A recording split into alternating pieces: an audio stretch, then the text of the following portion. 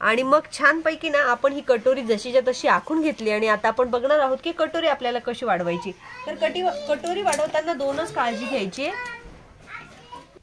ठीक आहे, मग आहे ना आपण छातीचा चौथा यामध्ये टाकणार आहे। हा, तर छातीचा चौथा किती होता तुमचा? 7 होता, बरोबर। मग आता 7ला मी इथे ठेवणार। हा, 7ला इथे ठेवल्यानंतर इथे जे माप येईल ना त्याच्यामध्ये किती माप टाकलं पाहिजे? तर जर छाती कमी आहे तर अर्ध माप टाकलं पाहिजे।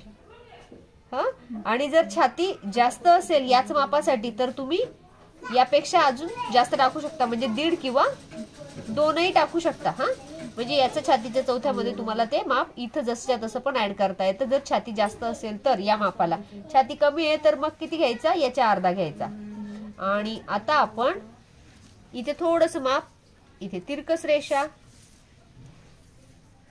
इथून हाफ, इथे पण हेच माप आणि जोडा कटोरी पूर्ण।